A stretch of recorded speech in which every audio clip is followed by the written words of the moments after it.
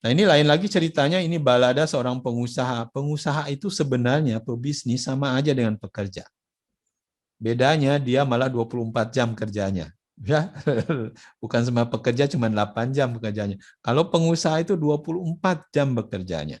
Kenapa ya? Karena kalau Anda nggak kerja, siapa yang mau ngerjain? Ya, usaha-usaha Anda. Nah, ini contoh balada pengusaha, ya, Anda dengerin aja videonya, ada di situ. Menarik untuk disikapi, ya, bahwa tetap Anda sebagai pebisnis juga masih tetap bekerja. Karena kalau Anda berhenti, ya berhenti pendapatannya. Jadi ujung-ujungnya Anda harus menjadi seorang investor. Itu yang diharapkan. Nah, seorang investor adalah cari perusahaan, jual perusahaan, cari perusahaan, jual perusahaan, ya.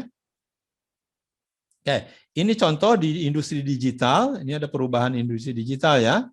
Perubahan industri digital zaman dulu nih, kalau di Indonesia mungkin tidak terjadi seperti ini. Tapi zaman dulu yang jualan es itu seperti ini. Ada danau, dipotong-potong pakai kuda, lalu dijual es bongkahan seperti ini. Nah, ini jualan es, industri es zaman dulu. Ice 1.0. Industri es berikutnya baru bongkahannya dibikin di pabrik, ya, nggak lagi di danau. Akhirnya dibawa ke pabrik, orang udah pinter tuh bikin pabrik, bikin es, tapi di pabrik nggak ada di perumahan, ya. Nah, berikutnya baru keluar tuh ada mesin pembikin es, ya, tapi besar-besar kayak gini nih, lemari kulkas zaman dulu. Ya, akhirnya sekarang di rumah bisa jadi ada es.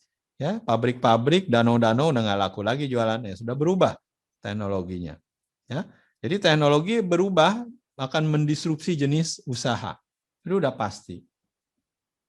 Ya, industri taksi, ya dulu Bluebird, ya udah mati sekarang sama Gokar, Uber, ya Grab. Industri transportasi pun berubah. Industri hotel juga sama, ya. Ini zaman dulu hotel-hotel, ya sekarang kalah dengan Trivago, Airbnb, macam-macam yang online. Jadi Anda harus siap mati, ya.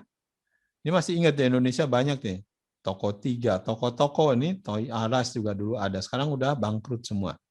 Ya, retail, ya, industri retail sudah mulai banyak kalah dengan industri online. Jadi intinya era zaman sekarang adalah zaman pembunuhan, disrupsi.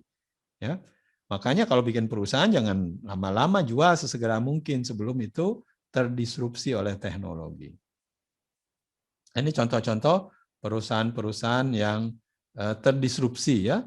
Makanya ada Airbnb, ada Alibaba, ada Uber, ada Facebook. Inilah perusahaan digital yang harus Anda lihat, ya. Perusahaan-perusahaan kecil hanya jual ke Uber, perusahaan-perusahaan kecil hanya jual ke Facebook, perusahaan-perusahaan kecil jual ke Alibaba, Airbnb. Ya, ini perusahaan besar yang akan menangkap perusahaan-perusahaan Anda. Jadi contoh Gojek, tadi saya sudah cerita, contoh Gojek, ya, perkembangannya begitu pesat sampai beberapa triliun. Nah, sekarang Gojek pun lihat, di dalamnya ada Jarum, di dalamnya ada Google, di dalamnya ada perusahaan-perusahaan Astra, ya, perusahaan-perusahaan besar ini investasi di startup, ya, investasi di perusahaan-perusahaan ini, ya, sehingga harganya akan semakin naik. Jadi Anda pun punya, mungkin karena belum IPO, Anda nggak bisa beli Gojek misalkan, ya. Tapi lama-lama akan banyak, ya, perusahaan-perusahaan ini startup-startup yang sudah jadi unicorn, ya, sudah mulai banyak dibeli lah, ya, akan banyak dibeli. Konsep bisnis sharing, tadi saya sudah bicara tentang venture capital, Anda belajar kalau belum tahu apa itu venture capital, ya, dia mendanai perusahaan supaya untuk dijual.